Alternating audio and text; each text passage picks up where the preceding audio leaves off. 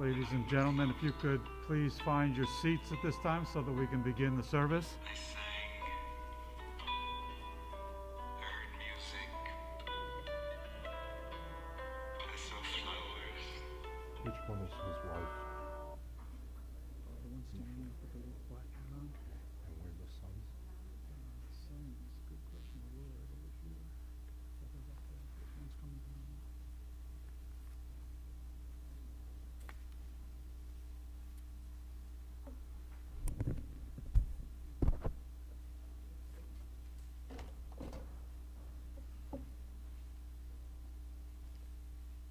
Ladies and gentlemen, our service today, honoring the memory and remembering the life of Leslie Grossman, will be conducted by Cantor Marc, Bachrach. Before we begin the service today, please take a moment to make sure your cell phones are either silenced or put in the off position. Thank you.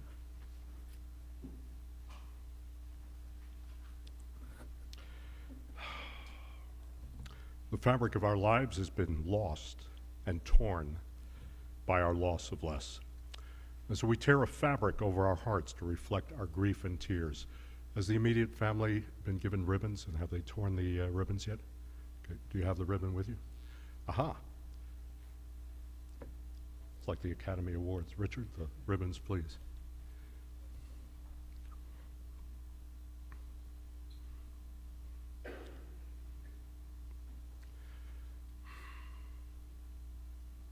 It's an ancient practice called Korea, not Korea the country, but Korea, K-E-R-I-H.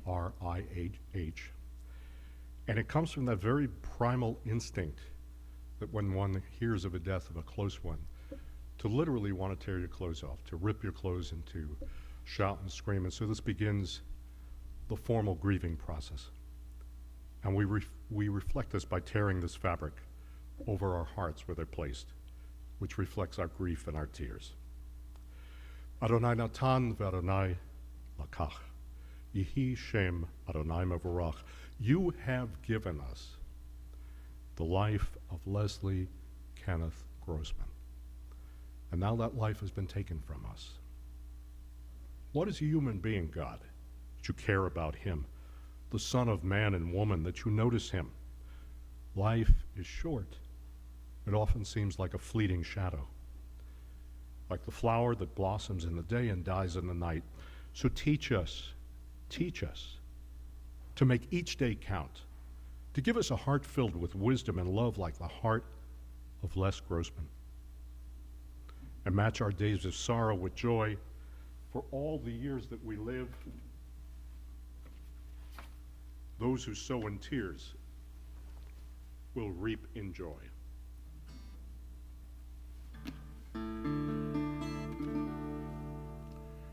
Those who sow in tears will reap in joy, will reap in joy. Those who sow in tears, they will reap in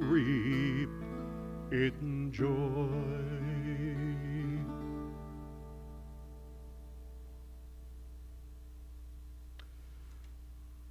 Les once said to Rick, life is for the living.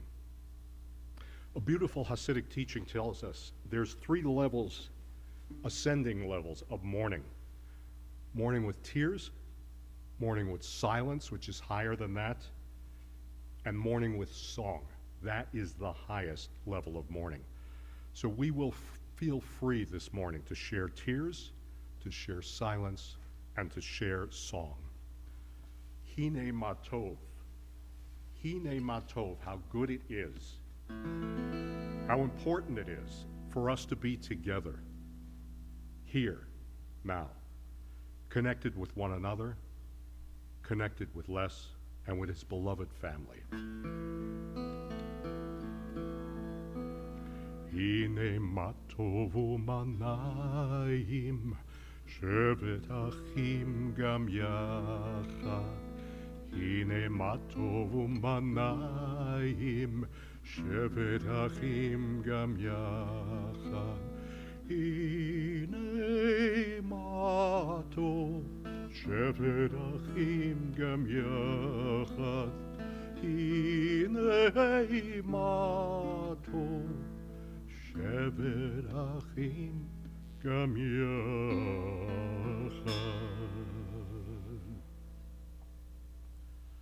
We come here this morning to comfort each other. During a time of a great loss and a great grief, by remembering and by celebrating Les's life, by speaking of his contributions, every single person here, and the lessons he offered us, lessons that we gratefully carry forward in our own lives. This is not going to be the only time that we share our memories of Les or talk about him. It is, however, a very special time when we come together as a community of family, of friends, of neighbors and colleagues, honoring Les by sharing our memories publicly and comforting each other, especially his immediate family, his wife Zareta, his sons Rick and Joe, his grandchildren, Eli, Ari, and Ava. You know, the thing about being a parent never ends. Not with age and not with death. Les will always be your father. He will always be your grandpa. And he will always love you. What we do with our lives is our gift to God, because our lives are God's gift to us. Les's work and his life was a massive, awesome gift to God and to his family and to his friends and to his colleagues and to his neighbors, to his clients, to his fellow Rotarians, to members of the North Valley YMCA. To the scores of people he met and engaged fully on his vast world travels with his own special blend of Grossman cultural competence. People were drawn to Les. Les wrote full chapters in his own book of life, his Sefer Chaim, the one we sing about and we take personal inventory each year on Rosh Hashanah and Yom Kippur, the high holidays. So many people held Les in the highest esteem.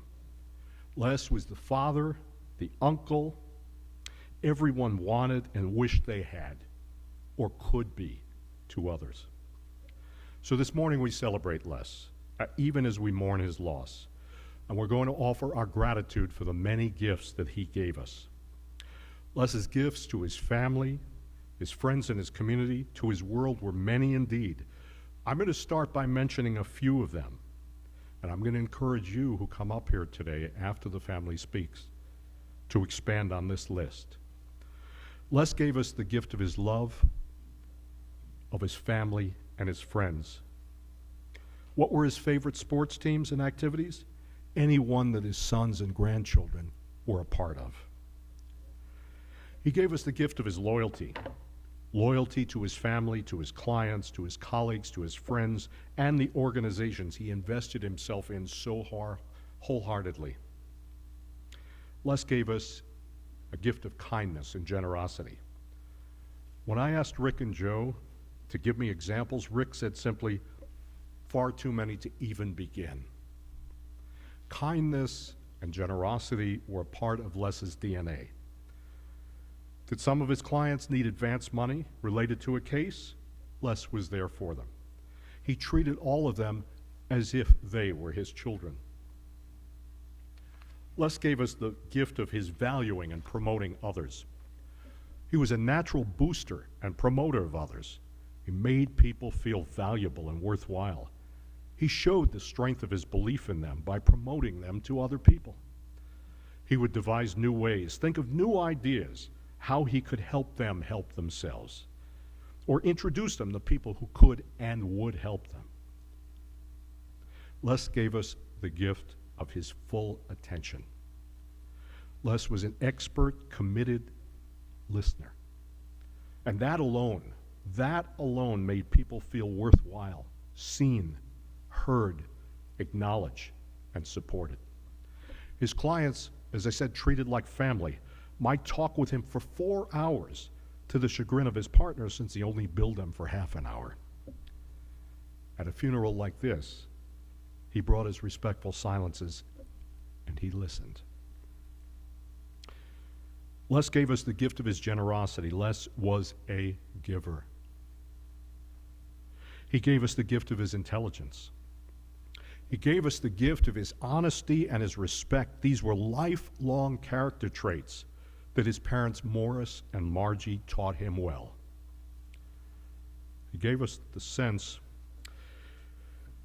gift of his sense of humor. Like his father before him, he would mix up words on purpose, and he'd scramble the syllables in an amusing way, but just for his close family. It was a little thing that they did inside the family, so most of you have never heard that.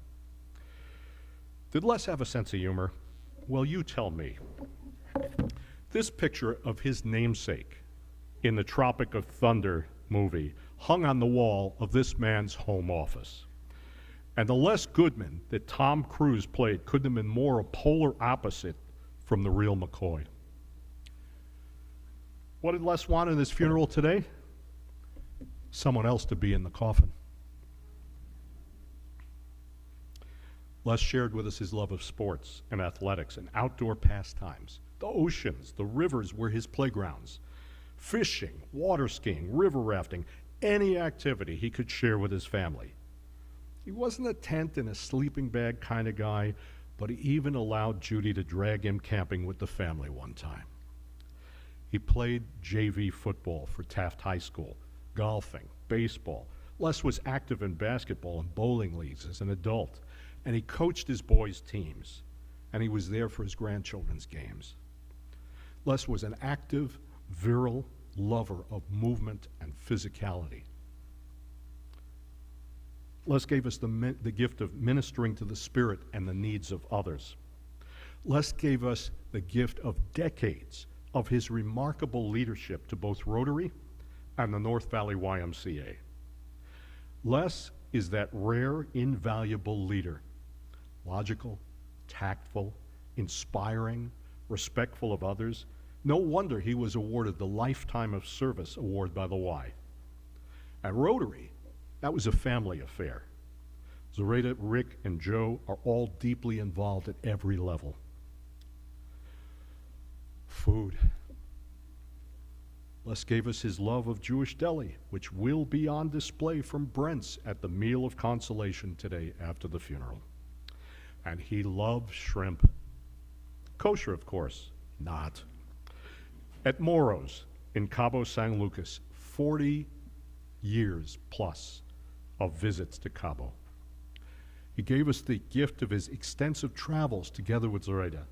He traveled around the world to more than 30 countries. His life lesson to Zoraida: pay less attention to the negative. You'll be more comfortable. The shorthand, who cares, reminded one it didn't matter as much what other people say or think as how you felt and knew about yourself. The gift of care he gave his nephews Michael and Andrew when his beloved brother Edward, their father, died. His gift of the saying, life is for the living. Time and again, Les Grossman gave us the gift of his sincere, profound appreciation and thanksgiving for all the gifts he had been given in his time on earth. What a wonderful spirit Les has. Just because it no longer inhabits a physical body, it will surely be felt by all who knew and appreciated him. You know, we often find that when someone leaves their body, they tend to give us more than when remembered. And then when they were present, it's the laughter, it's the tears, it's the word or how it was said. These things remembered deep within us are what makes each of us a better person for having spent time with Les. All have a way to clear the clutter of a relationship and get down to its true meaning for us.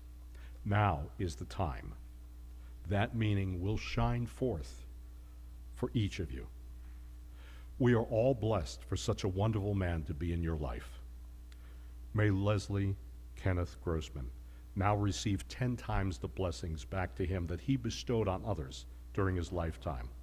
The Psalms ask, who is a person? What is a person? How do we care about them? How do we notice them? What do we say about them? In this tradition, our tribal tradition, at this time we recall these special qualities, as I've just done, the wonderful qualities in a person's life. So we share some stories. We share some memories. We share some of the special gifts that Les gave us. It's the collection of a wisdom, a person's total wisdom, what you know to be true, that's wisdom. That's your Torah, your innermost singular teaching. Each person has one. Each person has a Torah, unique to that person. Some seem to know their Torahs very early in life, and they speak and they sing them in a myriad of ways. Others, they spend their whole life stammering, shaping, and rehearsing them. Some Torahs are long and some are short, some intricate and poetic. Only a few words are some others. And still others can only be spoken through gesture and touch and example. Every soul has a Torah. To hear another say Torah is a precious gift. For each soul, by the time of his or her final hour, the Torah is complete and the teaching is done. You are all witnesses to the Torah of Les's life, the truths he held dear, and the mission statement implicit in it. It is clear to all that mission has been accomplished. May I have a word with you, Les? Well, actually, as you probably figured out by now, probably more than just one word. I promise not to tell your partner that you're not billing me for this. There are lots of words that describe you, Les. Lawyer, husband, father, community leader, philanthropist, and on and on and on. But those have to do with your roles in life, the things you mastered, the things you did. There are lots of words that describe how well you perform these roles and those pursuits, but there is, however, one perfect word for men like you, Les. One word that this tribe of ours has that says it all. One word that summarizes your Torah, your mission statement here on earth. The word, mensch. Mensch, Les, a real human being, kind, humble, compassionate, caring, a doer, making the world a better place for us, all of us, always acting toward the end. Your Torah is filled with the actions and the deeds of a mensch, a man who rose from produce manager at Alpha Beta, yet never let the achievement of riches and professional status cheapen his character or his relationship with others. Among the people of Israel, you are known as Label Elchanan ben Moshe V'Masha, Leslie, the son of Morris and Marcia. So your Torah is complete. Your teaching here is done. Again, I pray and I ask that may we all be blessed in honoring by your example. May you now receive 10 times the blessings back that you bestowed on others during your lifetime. So in a moment, I'm going to ask the closest family to come up and share what's in their hearts, what they would like you to know today. And then I'm going to encourage others of us to share this podium and to give the family the gift that only you can give them. Memories that they might not share. Something special about their father, their husband, their grandfather that they never heard before. Think of it in 3 ways. First, how did Les make you feel? One word. Think of one word that when you think of Les and his impact on you, that's the word. For me, it was mensch. The second, what's a story about Les that makes you smile when you remember it? Now, please be brief. You're limited to 2 minutes, except for the immediate family. There'll be plenty of time at the Brent's Meal of Consolation after the burial to share much longer stories. But the idea here is lots of voices to shower the family with the reflection of his goodness and his wonderful mission on earth. And the final question is, what's a characteristic of Les that you hope lives on in you? What are you going to pay special attention to that this man modeled for you? And a bonus question, what do you most love about Les? So you can do any one or all four of those as long as it's 2 minutes long. Family first, and of course, they're not subject to that limit. Joe.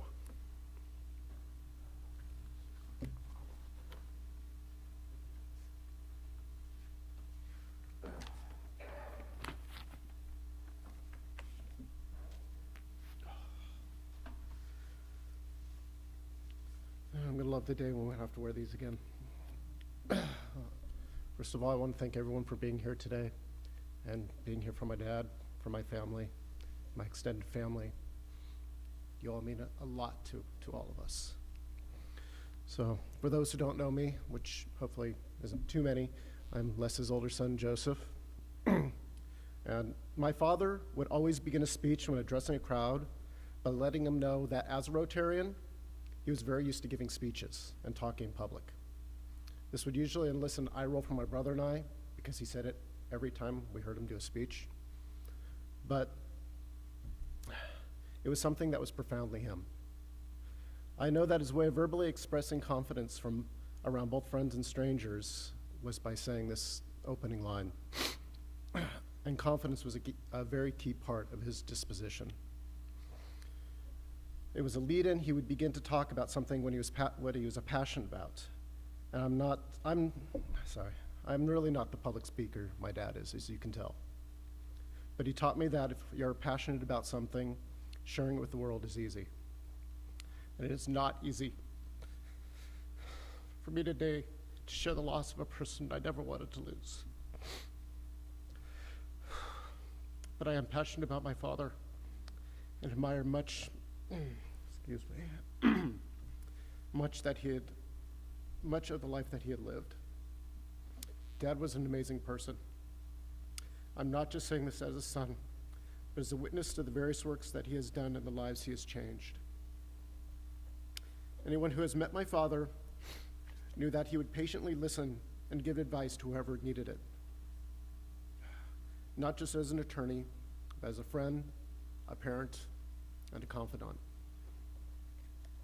He made sure that their needs were priority, but at the same time, he was never willing to compromise his own integrity and his own honesty. Dad treated everyone like family and let them know they were important to him. He was always the first one to call to wish someone happy birthday or a happy anniversary. And no matter who you were a member of our tribe, blood or not. Dad was also about family. He grew up in a tight-knit community in Chicago. Dad was very close with his cousins and maintained a relationship with them throughout his entire life. He was the one that kept my brother and I and our own cousins connected. Because after the death of their father and our grandmother, we started drifting apart. Dad really kept us together. Family was the most important thing in the world to him. Some of my earliest moments of him were when we had joined Indian Guides through the YMCA. His name was Bald Eagle, and I was Red Hawk. My dad really had a strange sense of humor when it came to names. Him being follically challenged and me having an auburn mop on my head.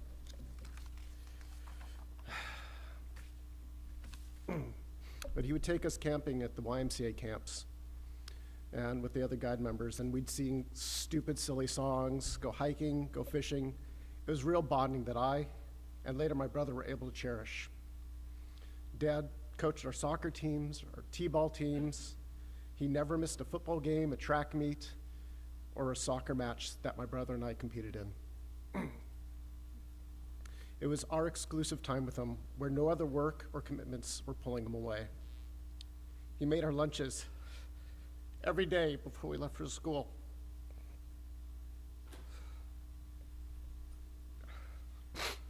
He loved us, but that doesn't mean there weren't difficult times too.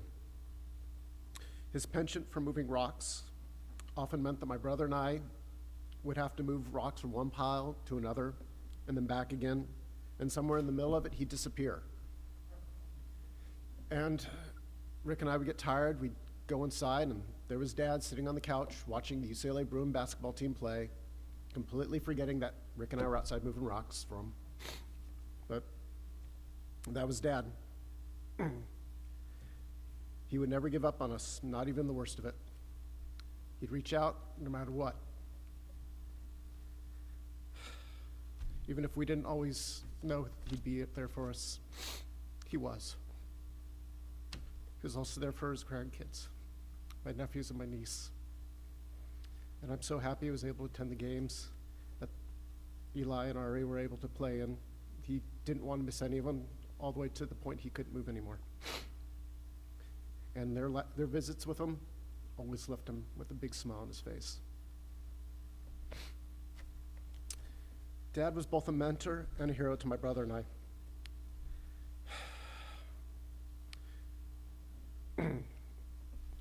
Before my brother and I were born, my dad became a member of a very charitable service organization. And there's many of you out there, Rotarians. It was a huge part of who he was and the values that he represented. As a young child, I remember my dad having old people over for parties and fundraisers. They drank whiskey and cocktails, talked about fundraisers and service projects, but at a kid of 5, 6 years old, none of that made any sense to me. They're boring and trivial conversations. But we traveled to places like Guadalajara, Mexico. We saw service projects there. We spent time with elite Rotarians around the world. We saw places that were fascinating and life-altering. We placed flowers on the Rose Parade floats. We helped set up for track meets at high schools. We handed out medals to the winners of those meets. This was exciting. This is what Dad was about. I didn't know it at the time, but my father was teaching my brother and I about service. Service above self was a motto he told us, and it's a motto that he has always lived by.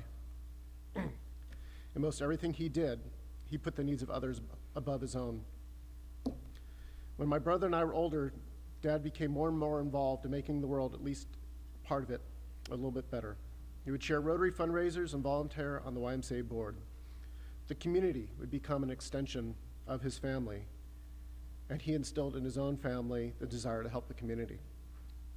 Of all the moments I saw my father most proud of me, the biggest three: when I graduated college, when I was inducted in Rotary, when I became my club president. There are millions of stories about my dad that I and many others can recall.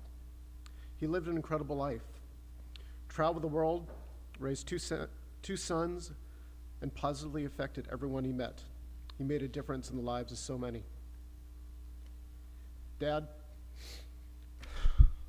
we will all miss your wisdom, your compassion, and your comfort. You are the inspiration for my brother and I to be better people, and your legacy will live on in the two of us, and through your grandchildren, and through the thousands of lives that you affected. I miss you greatly, Dad. I love you. Rick, you want to come up?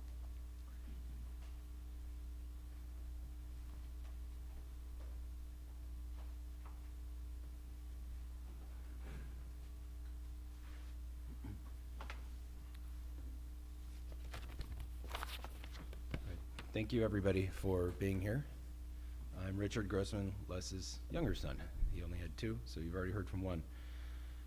First off, I want to thank my family, my wife, Amy, for being the rock through this experience.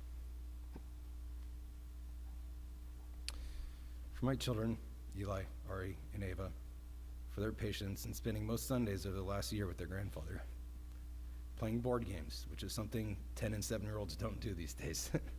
They play video games. My brother, for being there with my father during his final moments. and representing me well, as I was not there.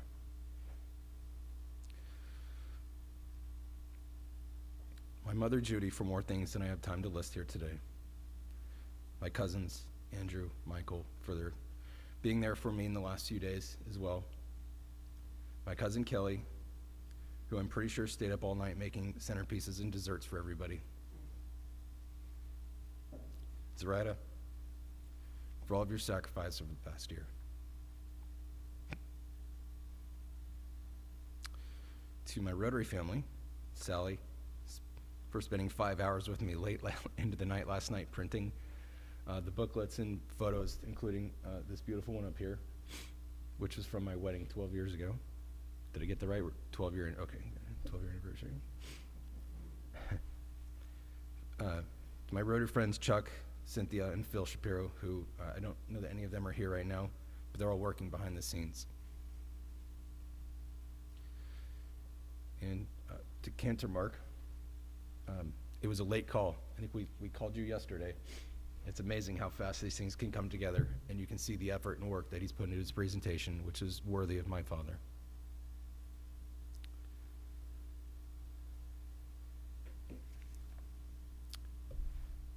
Now, I apologize, this speech might be a little preachy, but my father was a little preachy sometimes, as you all know.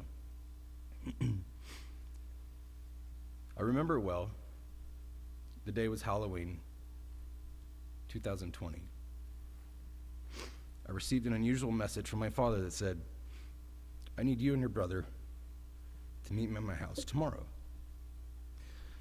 Being well versed in the Grossman code speak, I knew this could only mean one of two things.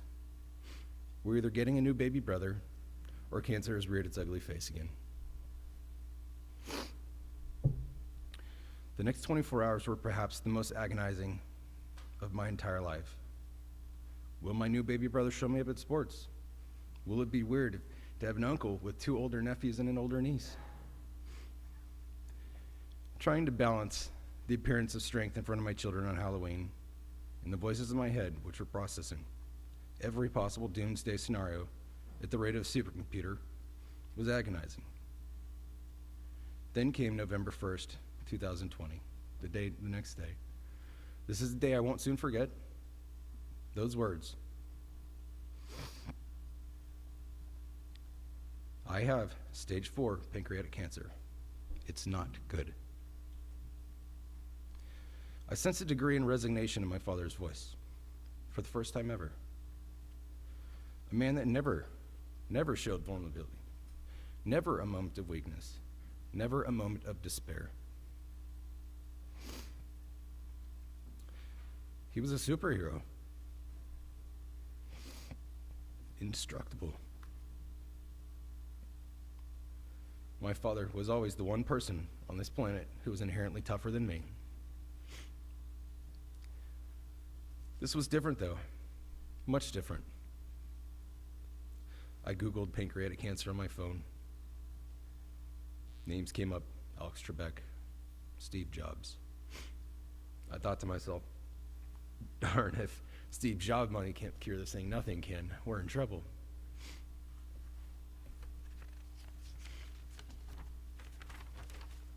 Excuse me for a moment.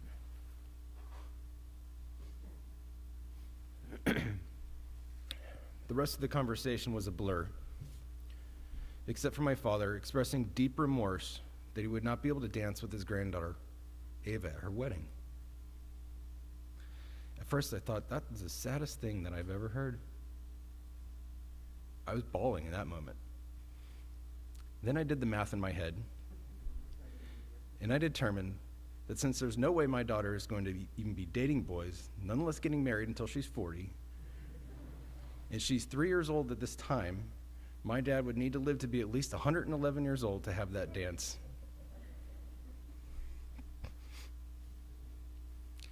News of my father's diagnosis had a profound effect on me. This was happening, and I needed to deal with it.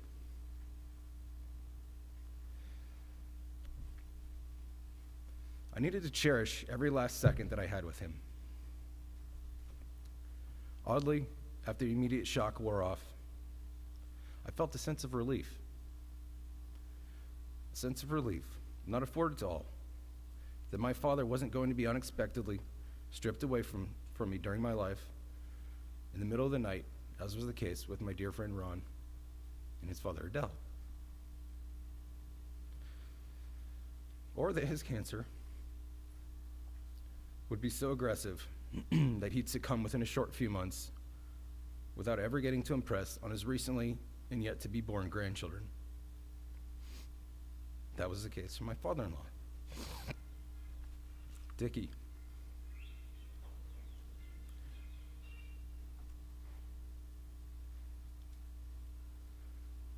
No.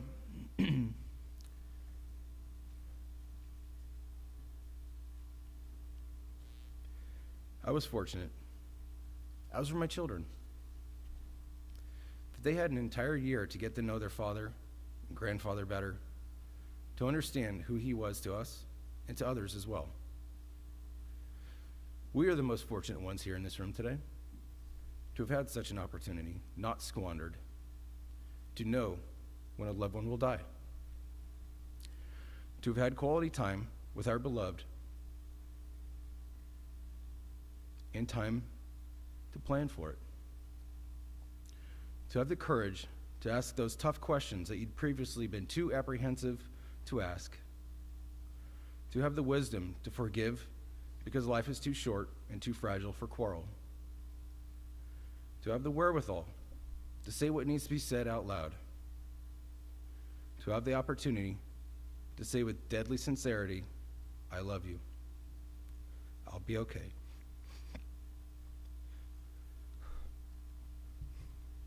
Goodbye. These are the gifts that come to those enlightened with knowledge of the future. I know everyone in this room and watching online has had at least one profound experience with my father, which they'll carry forward with them forever in memory. I've heard of many of them from me already. Many of his clients, as I picked up the practice in his stead, have told me it wasn't the lawyer-client relationship. It was much, much more. It was much different. It was a friendship. It was a family. It was a confidant. But I'm going to share with you today a memory that really stands out to me. When my grandmother, Eleanor, this is the grandmother on my mother's side, passed away, I was in Mount Whitney, hiking. And again, when my grandmother, Marjorie, passed away, this is my father's mother. This occurred while I was vacationing in Belize. When I sought his advice on whether I should return home right away, in both instances, he stated, absolutely not. Life is for the living. A man true to his own teachings, the day before he passed, I asked my father, should I cancel my pre-planned trip to Disneyland with my family that was set to start the next day? His response, absolutely not. Life is for the living. These simple, silly words gave me comfort that I was always where I needed to be. He knew we'd never see each other again following that conversation. He knew we'd said all that we needed to say to each other. He insisted that I continue living my life, and that is fully what I intend to do. So today, do not mourn for me. Do not mourn for my father, as he was loved until the very last moment. Do not mourn for yourself, as you have already been blessed by his acquaintance. Mourn only those who will never know him, for they were the deprived. Carry forward his message of selflessness, truth, fairness, love, kindness. Today and every day, as if it will be your last. Be among the fortunate ones in every moment, able to inquire, able to forgive, able to say, I love you without apprehension. Thank you.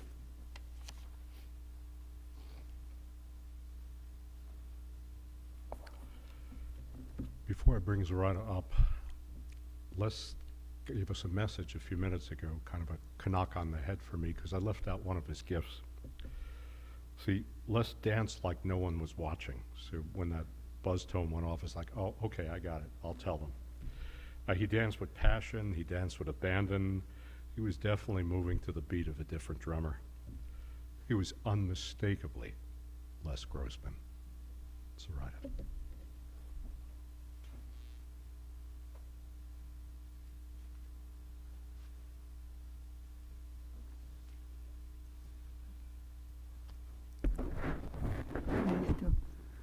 Yes, the microphone. I always need to make sure that I can be heard because of my accent. So, and this particular day, I want to make sure that we all you hear about my wonderful Les. As you know, Les had been fighting one of the worst malignancies that there exist, the most painful. And he went through all of it, brave, and always thinking about the family that he left behind, thinking about me. And it's very hard to kind of summarize the life of a man that was larger than life. I think he was not recognized enough while he was alive, because the grandiosity he had was always well kept under a cover of humility. He had pride in the things that were around him, his children, the many people he mentored, because Les was a mentor of many. He was my mentor. And I had learned so much from him that I think when he left, he was certain that the people he loved were ready for life without him, because he had worked so hard to train us. And I feel that whenever I will be in a situation of conflict, or I will not know what to do, all I have to do is to look back and ask myself what Les would have done in this case. There was several people that were reincarnated in this person. He was Les, the family man and the father. He loved his family deeply, his children and grandchildren. And he was always the best example. And he grew inside of them to make them like him. He always made them feel proud of themselves. He always made them feel strong. And he worked very hard to make them stronger every day, to leave them ready. My husband was also a Rotarian, like many of us are here. And as a Rotarian, he was absolutely devoted, aware, inspiring, always a leader. He would sacrifice his hours, his career, just to be a Rotarian. I remember in the last days of his life, probably less than 10 days before he died, And we went through one of his health crises. He was very stressed, dehydrated, in pain. And we were battling with the concept that he had to go to the hospital. In the middle of all of that,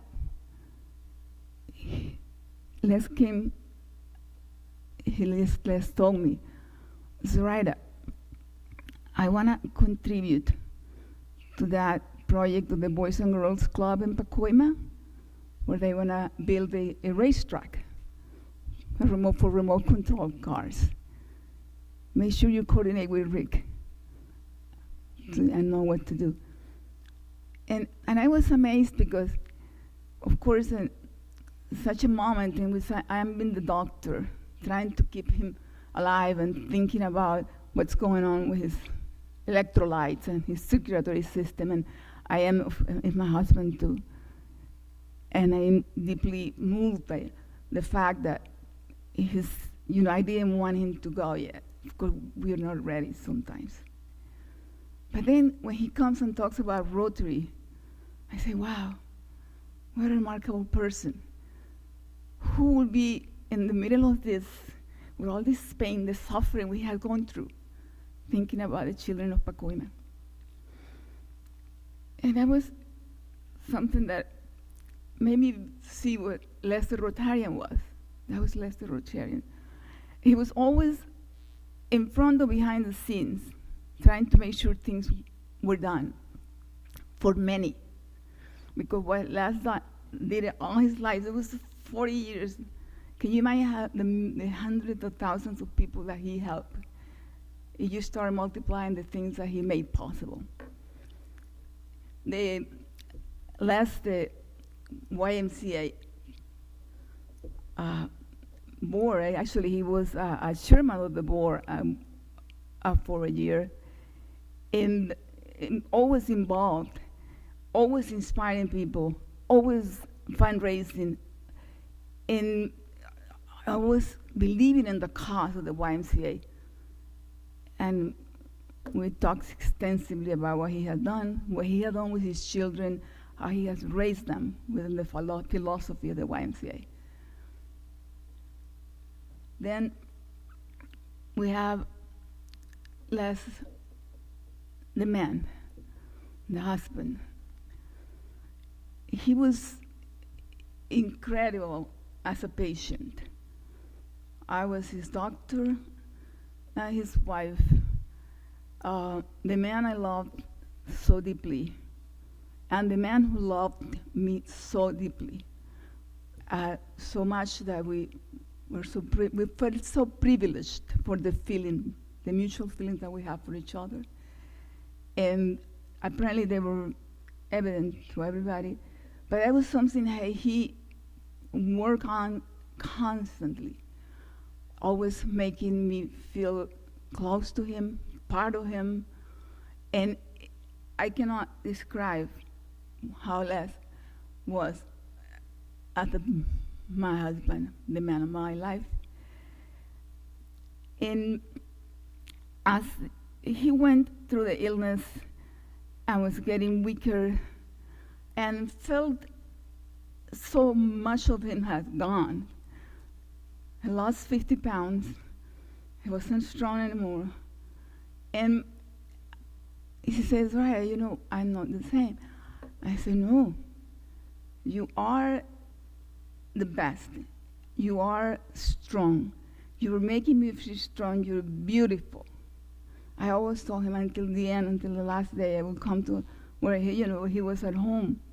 And I would come next to him, look at him, and he had a stroke on his left side. The left side of his face, his arm and his leg were paralyzed. But still he would smile with the right side and look at me, and I would say, Les, you're beautiful. And I said, Les, I love you. And then we turn around and look into my eyes, and I say, I love you too. And that happened until the last day. And I was every day hoping that God gave me one more day with him. God, I know he's suffering. I know he has to go. He told me, I don't want to live anymore. But please, give me one more day. And for me, since I had this very, my mind was like for fantasies. You know, I create fantasies that made me feel happy. And one of the fantasies I created, this is our last honeymoon. There's no more intimate moment being with him at this time. When he came back from the hospital, he needed a hospital bed. He said, Zoraida, is there a queen hospital bed? And I said, I'm not sure. I wasn't sure there was queen hospital beds. Find one, okay? I always follow his direction. So I called the provider of a friend of mine, and he did find our queen-size hospital bed. And I spent all my nights, since the first day he was diagnosed until the last, with my husband, except when he was in the hospital. And there was so much an indication of how close we were. I could hold his hand every night, kiss him and say good night, and then wake up and see him next to me and celebrate. He's still there with me. And whenever I asked him questions about his full conception of life, and one of the things I learned from him was that he said, Les, what should I say? When, we're in a position that I was delicate, whatever I was going to say. Just tell the truth. It works. And I did. And that's why today, I'm telling my truth. I'm talking about this guy that I had the privilege to share my life with for 25 years. And I think it was a total gift from God. And I always told him that.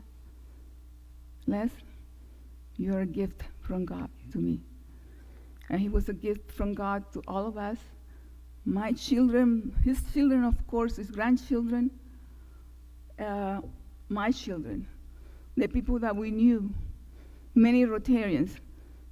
He was truly a gift of life for all of us. Because there's not a single person in this room that will not remember Les doing something for them, inspiring them in a way, and feeling the person. He was a person that everybody would feel drawn to him. He had no barriers. We went to multiple countries. He related to everybody. He loved people. He loved to be around people. He felt so comfortable. And he taught me to feel comfortable around everybody. He took me everywhere by the hand, and he showed me a completely different universe.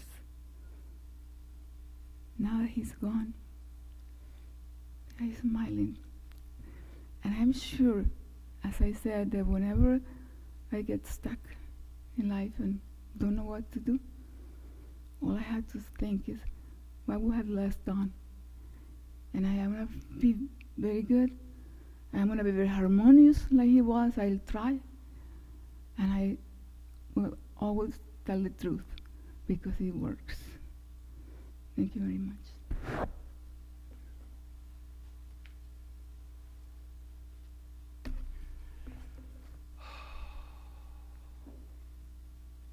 So, I may have exaggerated how much time we had for lots of people to come up. If there were people who are absolutely must say something, we're going to limit it to that one word I asked you to think about when you think about Les. So those of you who truly wanted to say something, we'll have plenty of time after the funeral.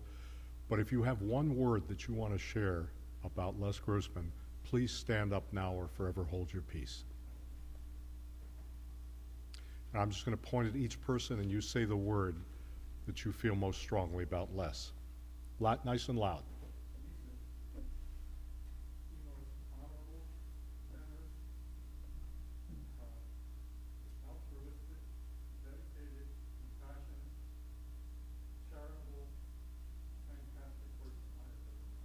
The longest word I've ever heard and deeply sound. Beautiful. Yes, sir.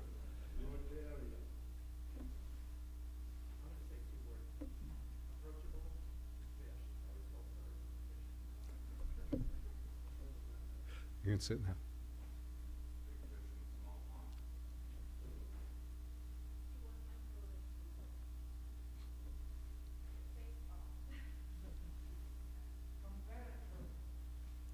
I hope that you'll join the family afterwards and share lots of beautiful stories, yes?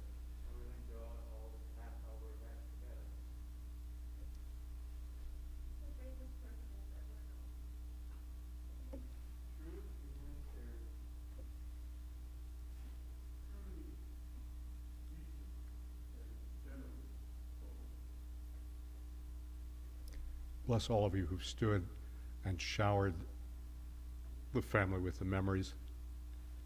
I just want to say thank you. Thank you to Les, Soraya, the entire family from all the residents, from all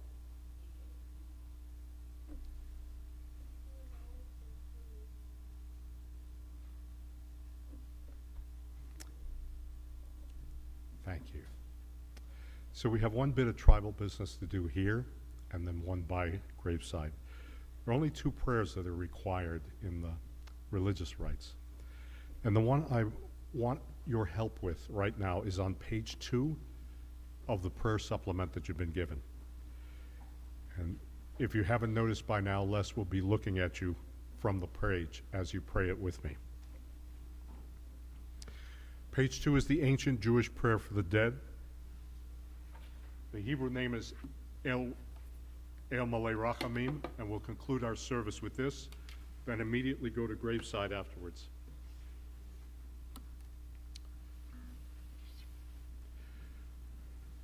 We call this antiphonal. It's a big fancy word, Eli and Ari, for responsive reading. I say one thing and you guys respond. So I'm going to read one line.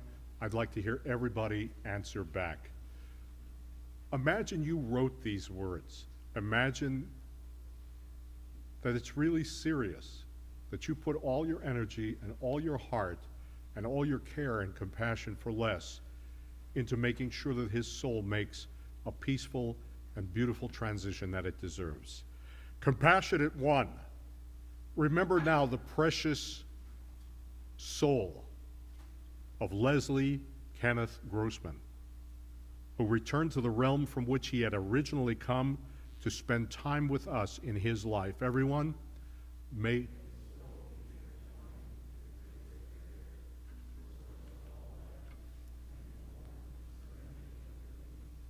his spirit be joined with the spirits of our ancestors, Sarah and Abraham, with those of his parents, Morris and Margie, with the spirits of other great men and women, his brother Edward, who now dwell in the bliss of paradise. Source of all blessing are you, breath of all life, who created our Les and graced us with the gift of his presence in our lives. Together?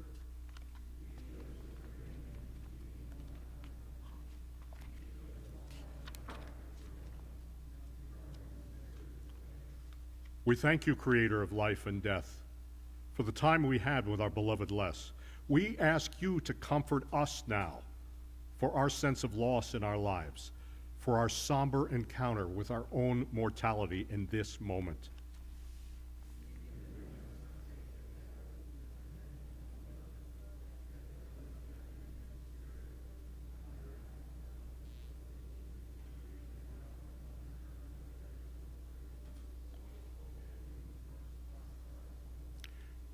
Wellspring of blessing are you, Yah, breath of all life, who is with us in life and in death. El malei rachamim shochem bamromim, amsei menucha nechona tachat kanfei hashechina, v'nishmat label echanan, ben Moshe, v'masha. The translation is great power of compassion, who dwells in the realms of the high. Bring forth true peace through repose beneath the wings of your presence, to the spirit of Leslie, son of Morris and Margie.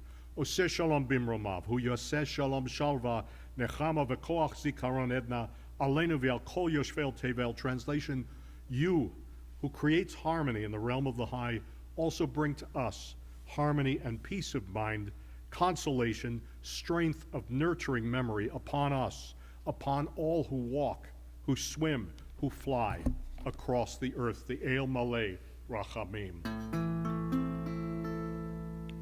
El Malay Rachamim, Shochein Bamramim, Chamsei Menucha Nechana, Tachat Kanfei HaShekhinah, B'ma'alot Kiddushim, Tehorim, Kezohar Harakia, Paskirim,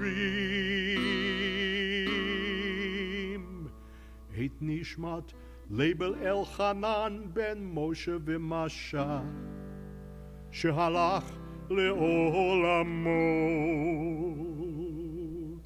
Began Eden Day.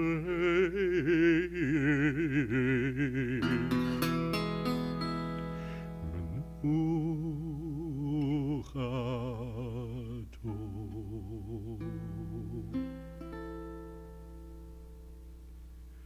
Achen Bal Harachamim Yastirehu Beseter Kenafav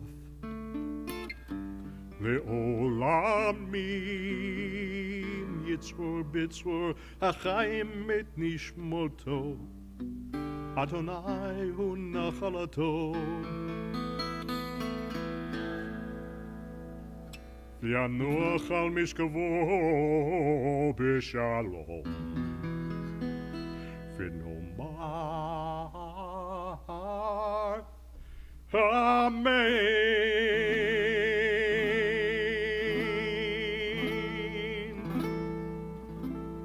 Yay, day, day, day. Yay, day, day. Yay, day, yay, day, day. Yay, day, day. Yay, day, day. Yay, day, day, day, day. Yay, day, yay, day, day. Yay, day, day.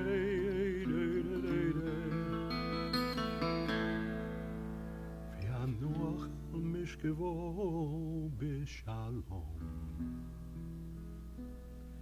v'nomar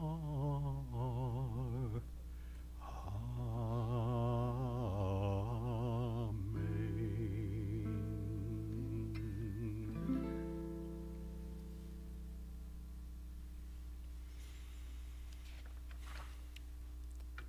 This concludes our service.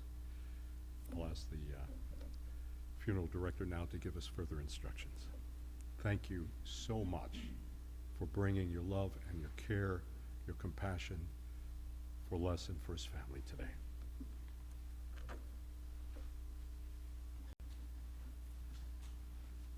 Ladies and gentlemen, in just a few moments, we'll be leaving the chapel and heading to the interment site. We'll be exiting the chapel through the doors to my left and your right. Because of the close proximity of the interment site to the chapel, we'll be conducting a walking procession. If you need assistance in getting there, we do have a golf cart available for those that need help. We can take 3 people at a time. Now, do we have at least 6 able-bodied people that would like to serve as casket bearers? Okay, just a minute. Thank you. Because the service is still in progress, we ask you please refrain from approaching the family either inside or outside of the chapel. Please wait till the service concludes at the graveside. There you can express your condolences. Casket bearers, would you please come forward at this time?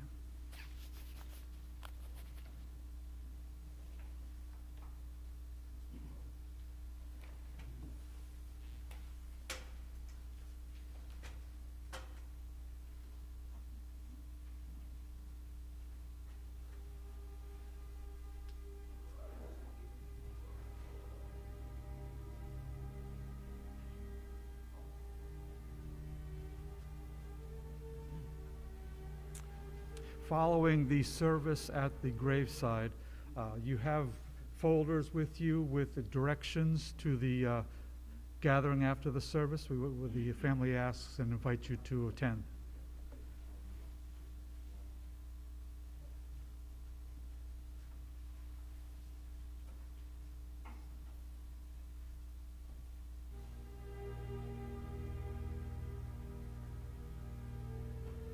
Please stand.